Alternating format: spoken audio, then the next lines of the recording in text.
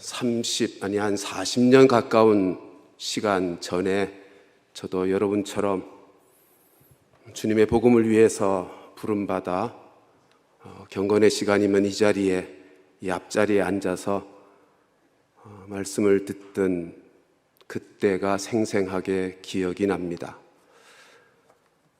그때면 선배 목사님들 오셔서 말씀 전할 때면 목회 현장에서 우리 선배 목사님들은 도대체 어떻게 목회를 하고 계시나 하는 궁금증과 그리고 기대를 가지고 말씀을 듣곤 했습니다. 오늘 저는 이 시간 그때 그 마음으로 오늘 성경에 기록된 우리의 신앙의 선배, 목회의 선배이신 우리의 목회의 모델 되시는 그분들의 말씀을 여러분들과 함께 저도 같이 듣고자 이 자리에 서게 된 것입니다. 아마 2주 전이죠. 대한민국 20대 대통령 윤석열 대통령이 취임을 하면서 취임사에서 이런 말을 남겼습니다. 국민만 믿고, 오직 국민만 믿고 국민 뜻을 따르겠습니다. 그 취임사가 나오고 난 그 다음 날 제가 신문을 봤더니 한 지면 전체에 한 은행에서 광고를 냈는데요. 큰 글씨로 대통령 사진과 함께 이렇게 나왔습니다. 오직 국민만 보고 가겠습니다. 그리고는 밑에 작은 글씨로 가게는 손님으로 가득하고 거리에는 아이들의 웃음꽃으로 활짝 피고 다시 일상으로 돌아가게 되면 행복한 그리고 행복이 가득한 대한민국이기를 기대하겠습니다. 라고 그렇게 쓰여 있었습니다. 제가 그 광고를 보고 제 마음속에 이런 생각이 들었어요. 내가 목회자로서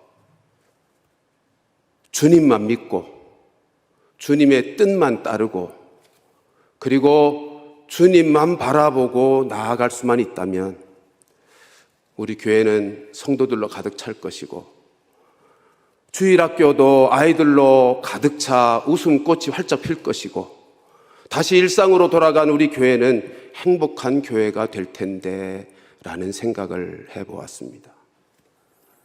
어려운 시대입니다. 코로나 때문에도 어렵고 영적 환경도 어렵고 목회 현장도 어렵습니다. 그러나 우리가 진정 주님만 믿고 주님 뜻만 따르고 주님만 바라보고 나아간다면 연약하고 부족한 우리들이지만 우리들을 통해서도 하나님께서 귀한 복음의 역사들을 이루어가게 하실 줄로 믿습니다. 오늘 읽은 말씀은 주님만 바라보고 평생을 맡겨진 양떼들을 돌보며 목양했던 우리의 목회의 선배이신 사도 바울의 말씀입니다. 이 시간 그분을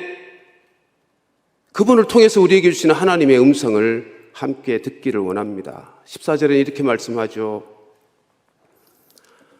14절의 말씀 우리가 성경을 보면 이렇게 되어 있습니다. 내가 너희를 부끄럽게 하려고 이것을 쓰는 것이 아니다.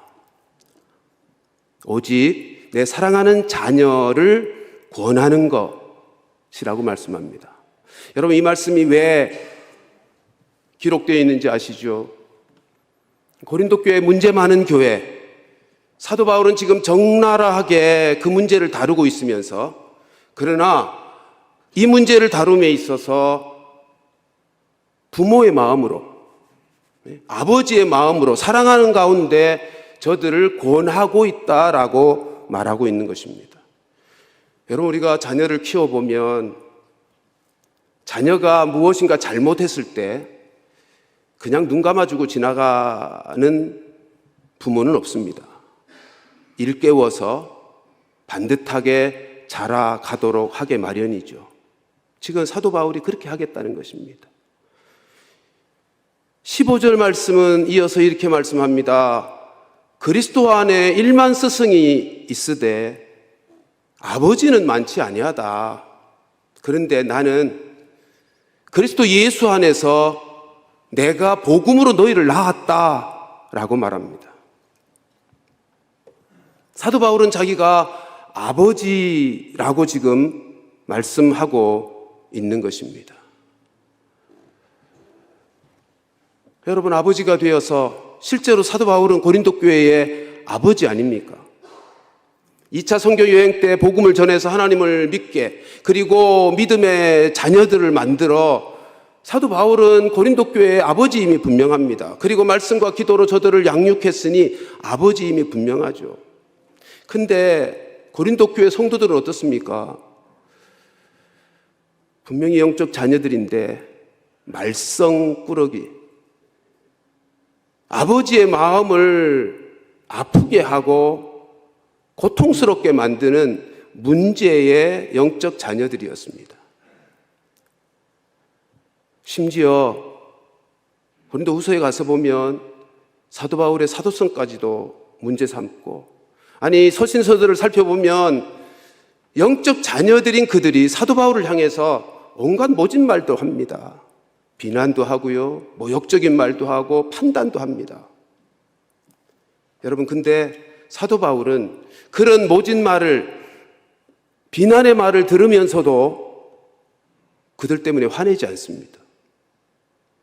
그것 때문에 낙심하지도 않습니다. 그것으로 말미암아 저들을 포기하지도 않습니다. 왜요? 아버지이니까. 아버지의 마음으로 저들을 돌보고 섬기고 있기 때문입니다. 여러분, 자녀들을 키우다 보면 말썽 피우는, 부모의 속을 썩이는 자녀들이 있기 마련입니다. 그런데 자녀들이 아무리 못되게 굴고 속을 썩여도 그 자녀를 포기하는 부모는 없습니다. 부모와 자식 간의 관계는 끊을 수 없는 관계고, 그 자녀가 어떤 삶에 어떤 문제를 가지고 있어도 결코 포기하지 않는 것이 부모의 마음입니다. 지금 사도 바울이 내가 너희를 복음으로 낳았다라고 말씀하시는 것은, 내가 너희가 나에게 어떻게 하든, 너의 삶에 어떤 문제가, 어떤 어려움과 어떤 잘못이 있을지라도 내가 너희의 아비의 역할, 부모의 역할을 하겠다는 말입니다. 사실 사도 바울은요, 자기에게 말씀을 듣고 자기가 돌보는 모든 영적 대상들을 아비의 마음으로, 부모의 마음으로 돌보며 섬겨왔습니다. 갈라디아서 4장 19절에서는 그래서 내 사랑하는 자녀들아, 갈라디아 교인들을 향해서도 자녀들아라고 하는 표현을 쓰고 있죠. 오늘 본문 17절에도 이렇게 말씀합니다. 디모데를 부를 때 사랑하는 신실한 아들 디모데라고 말하고 있습니다. 근데 17절 보면 지금 사도 바울이 고린도 교회에 디모데를 보내고 있어요. 왜 보냅니까? 아비 노릇하라고 보내는 것입니다. 아버지 역할 감당하라고. 사도 바울이 고린도 교회의 아버지 역할을 지금까지 해왔는데, 이제 그들을 돌보고 섬겨서 양육하라고 디모데를 아비로 보내고 있는 것입니다. 그러니까 지금 사도 바울의 아들인 디모데, 사도 바울에 의해서 양육받은 디모데가 이제는 영적 아비가 되어 성도들을 돌보고 있는 거죠. 그리고는 16절에 말씀합니다. 너희는 나를 본받으라. 여러분, 뭘 본받으라고 하는 것일까요? 아버지 역할 본받으라는 것입니다. 영혼을 돌보는 너희들과 관련해서 아비 노릇을 해야 된다. 그리고 한 걸음 더 나가죠. 아비 노릇하되 그 자녀들로 키워내서 또 다른 아비가 되게 하는 것까지 본받으라는 것입니다. 여러분, 왜 가르치는 선생만으로는 만족하지 못하고 왜 아버지가 되어야 한다고 말씀하실까요? 일만 스승은 있으나 아버지는 많지 않다 그랬는데 왜 가르치는 선생으로는 만족할 수 없고 부모가 되어야 한다고 말씀하는가 말입니다. 여러분, 가르침이 없으면 좀 아쉬움은, 좀 부족함은 있겠죠. 그러나 부모가 없으면 그건 생명의 문제고 생존의 문제입니다. 부모가 없으면 생명을 낳을 수가 없습니다. 낳는 일이 없습니다. 부모가 없으면 그 태어난 아기 돌보아 양육할 방법이 없습니다. 여러분, 출산율이 낮아짐으로 나라가 어떻게 될까, 미래의 나라를 걱정하게 되지 않습니까? 하나님 나라도 마찬가지고 교회도 마찬가지입니다. 교회 안에 부모가 없으면 부모 노릇하는, 부모 역할하는 참된 아비와 영적인 어미가 없으면 더 이상 출산도 없게 될 것이고 더 이상 양육되어 아비 노릇하고 어미 노릇할 믿음의 계대가 이루어지는 역사가 그치고 말 것입니다. 지금 사도 바울이 내가 너희를 복음으로 낳았다라고 말씀하면서 너희는 나를 본받으라고 말씀하시는 이유는 복음 사역자들이, 목양하는 사람들이 해야 될 일이 아비 노릇을, 가르치는 것만으로 만족하지 말고 영적 아비, 영적 어미의 역할을 감당해 주어야 된다.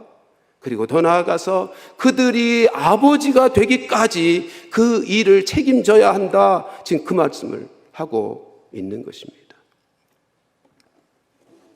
그러므로 목양을 계획하고 목양의 현장에서 복음으로 섬기는 우리 모두들은 반드시 복음으로 생명을 낳는 일, 그리고 복음으로 영혼들을 섬기며 살피며 세워가는 일, 그 일들을 감당해야 되는 것이죠.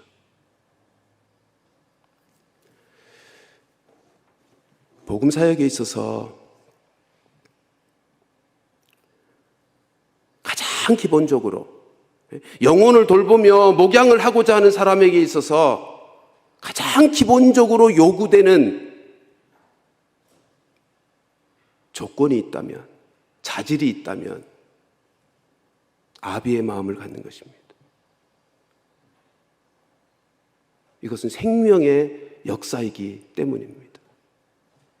우리가 교회를 섬기고 영혼들을 섬기고자 할 때 나는 어떤 마음으로 이 일을 감당하고 있는가라고 하는 것이 너무너무 중요합니다. 난 아비, 영적 어미의 마음으로 저들을 섬기고 있는가 하는 것이죠. 여러분, 우리가 아비의 마음, 어미의 마음으로 섬기게 된다면 내가 섬기는 그 영혼들에 대하여 포기할 수 없는 사랑의 대상이 되고 말 것입니다. 내가 섬기는 그들은 나에게 있어서 포기할 수 없는 영적인 대상이 되는 것입니다.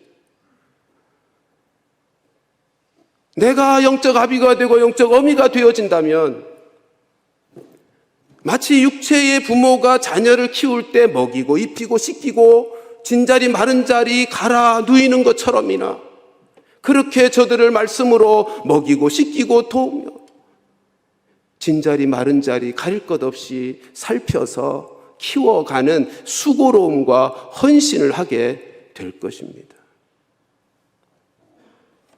여러분, 이 일은 그래서 아비의 마음, 어미의 마음으로 감당하는 것이기에 희생과 헌신이 요구돼요.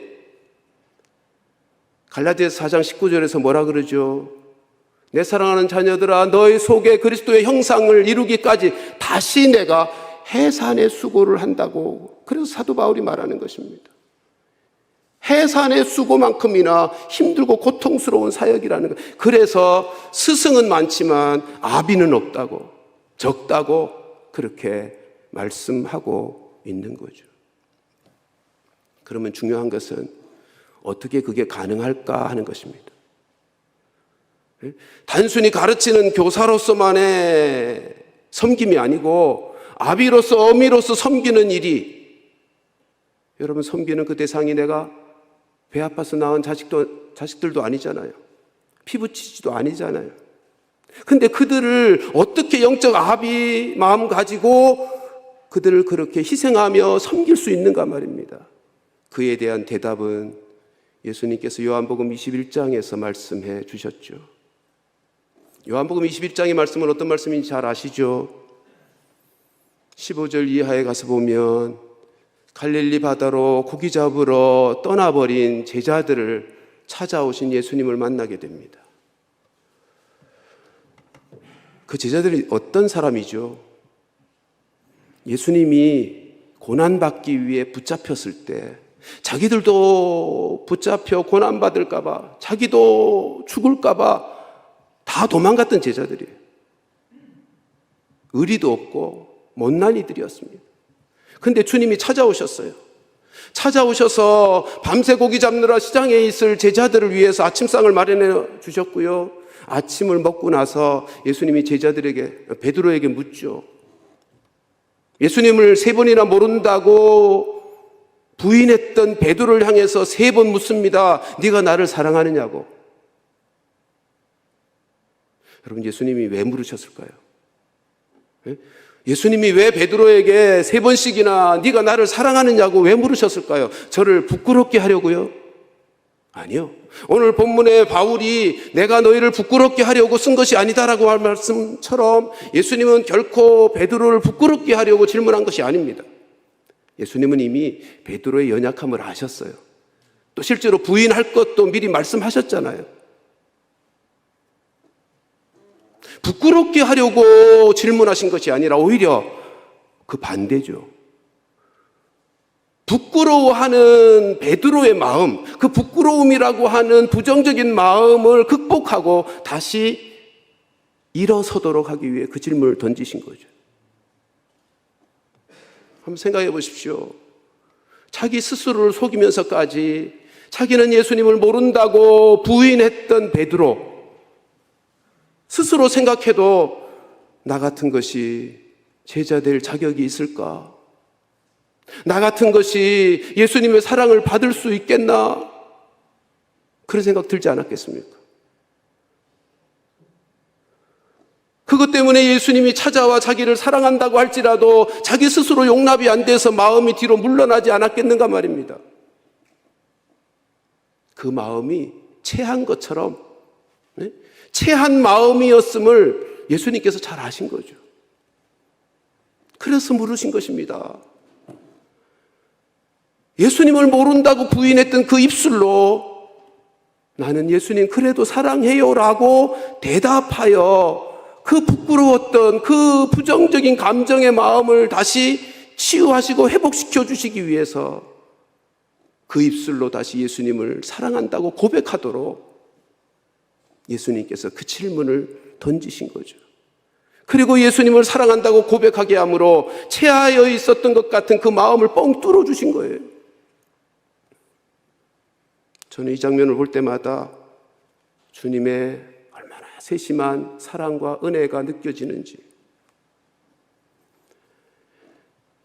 여러분, 베드로가 제가 주님을 사랑합니다, 그 대답할 때 얼마나 부끄러웠겠어요. 사실 얼마나 죄스러웠겠어요. 부끄럽고 죄스럽지만 그래도 주님 사랑하는 건 그의 진실이기에 내가 주님을 사랑합니다라고 고백할 때 예수님께서 어떻게 반응하시죠? 그래, 그거면 족하다, 그거면 충분해 하시면서 내 양을 먹이라, 내 양을 치라, 내 양을 먹이라고 3번이나 말씀해 주셨던 것입니다. 주님을 사랑하는 그것으로 다시 하나님께서 맡겨주신 그 자리, 영혼들을 섬기며 돌보는 그 영광스러운 자리로 회복시켜 주시더라는 것입니다. 저의 목회를 지난날 뒤돌아보아도 똑같습니다. 어떤 때는 주님 앞에서 목회자로서 잘못 살 때 실수하고 잘못할 때가 되면 제 마음이 뒤로 물러가죠. 그리고 영적으로 무력해지죠. 목회하면서 그런 때가 자주 있습니다. 목회자로서는 이렇게 하면 안 되는데 라고 할 실수를 범할 때가 있어요. 뿐만 아니라 목회 현장이 힘들고 어려워서 스스로 지쳐서 이제 내 한계가 여긴가 보다 싶어서 목회를 그만두고 포기하고 싶은 때가 있다고요. 그런데 그때마다 하나님은 저에게 진지하게 스스로 이 질문을 던지게 하셨습니다. 그래도 너 주님 사랑하니? 그래도 너 주님 사랑하니? 그 질문 던지게 하셨고, 그리고 저로 제가 부끄럽고 죄스럽지만 또 실수하고 또 넘어졌지만 내가 주님 사랑하는 건 진심이에요 라고 답하게 하셨고요. 그 대답을 들으시는 주님은 그러면 됐다, 그거로 충분해 라고 말씀하시며 저로 또다시 힘을 얻어 일어서도록 목회를 감당할 수 있도록 해주셨습니다. 지난 40년에 가까운 세월 동안 목회를 할 수 있었던 은혜가 그것입니다.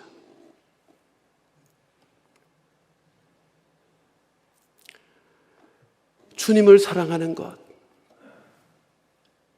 그것이 목회, 연약하여 넘어지기 잘하는 우리들의 인생 속에서 또다시 힘을 얻어서 일어설 수 있도록 하는 힘이 되더라는 것입니다. 이 자리에 있는 우리 모두도 어쩌면 비슷하지 않겠습니까? 네가 나를 사랑하느냐고 물으시면 죄스럽고 때로 부끄럽지만 제가 주님 사랑해요 라고 부끄러움에도 불구하고 그렇게 고백할 수밖에 없는 연약한 인생인 것들을 주님이 아시고 우리가 알고 있지 않습니까? 그런데요, 주님이 그 고백을 듣기를 원하시더라는 것입니다. 그 고백을 듣기를 원하시더라는 거예요. 왜요? 주님을 사랑한다는 고백으로 말미암아 목회할 힘을 얻게 하시더라는 거예요. 다시 목양의 자리에서 주님을 섬기고 영혼들을 섬길 수 있도록 다시 에너지를 공급해 주시더라고요. 그 고백 속에. 저는 요한복음 21장을 읽을 때마다 참 감사해요.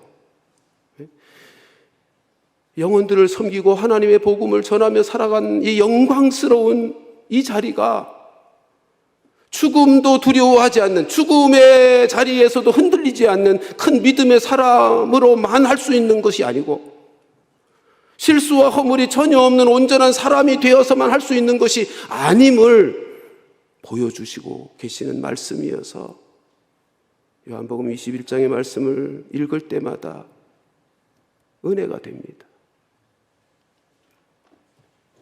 연약하고 부족하고 또 실수하지만 네가 나를 사랑하느냐?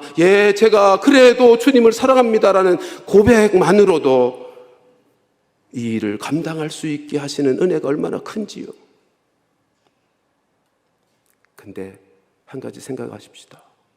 사실 영혼을 복음으로 낳고 복음으로 영혼들을 섬겨 양육하는 그 일은 우리의 실력으로, 우리의 것으로, 우리의 그 무엇으로 되는 일은 아니잖아요. 주님의 생명으로 되는 역사고 주님의 사랑으로 되는 역사인데 도대체 왜 주님은 당신의 어린 양들을 맡기시며 먹이시며 양육하는 그 일과 관련해서 우리에게 사랑을 요구하시는가 말이에요.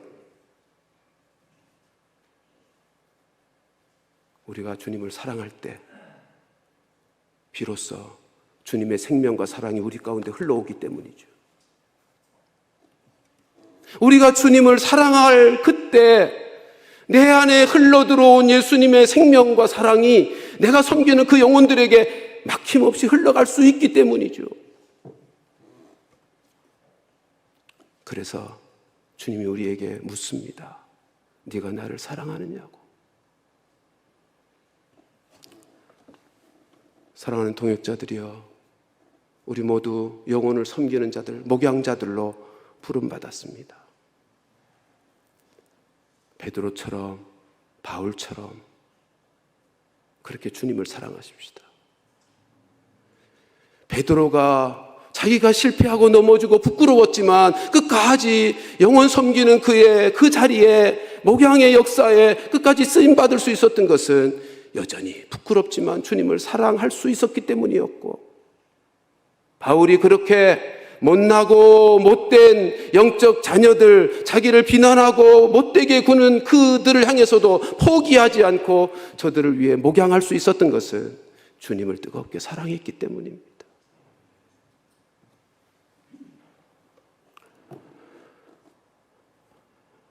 참 어려운 시대입니다. 목회 현장이 만만치 않습니다.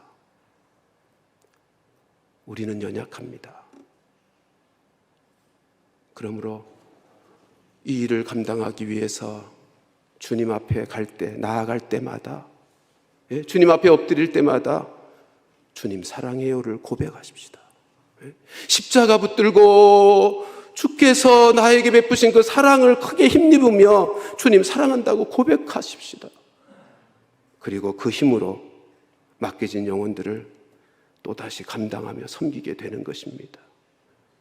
우리가 부름받은 이 목양의 사역이, 교회 섬기는 이 사역이 얼마나 존귀하고 영광스러운 사역인지를 잊지 마시고, 이 거룩한 사역에 주님 사랑하는 뜨거운 가슴으로 주님 부르시는 그날까지 우리 모두가 신실하고 충성스럽게 주의 나라를 위해 쓰임받게 되는 은혜가 있기를 주님의 이름으로 축원합니다. 기도하겠습니다. 하나님 아버지, 부족하고 허물 많은 인생들인데 저희들을 부르셔서 복음 위에서 주님의 생명으로 값주고 사신 영혼들을 위해서 섬기며 양육하는 귀한 목양자들로 세워주셨고 세워가시는 은혜를 인하여 감사를 드립니다. 하나님, 네가 나를 사랑하느냐, 그거면 족하다고 말씀하시며 허물된 인생에게도 당신의 양을 맡기시고 길러가게 은혜를 베푸시는 하나님이여, 날마다 십자가 앞에 나아가서 우리를 얼마나 사랑하셨는지를 깨달으며 주님을 사랑한다고 고백하는 자들 되게 하여 주시옵시고, 그 힘으로 주님을 사랑하기에 주께서부터 우리에게 부어주시는 생명과 사랑의 능력을 덧입고 우리에게 맡기신 영혼들을 그렇게 주의 생명과 사랑에 막힘없이 흘려보내는 복의 통로들이 되어 마지막까지 귀하게 쓰임받는 우리 모두가 되어질 수 있도록 은혜를 베풀어 주시옵소서. 예수님의 이름으로 기도하옵나이다. 아멘. 지금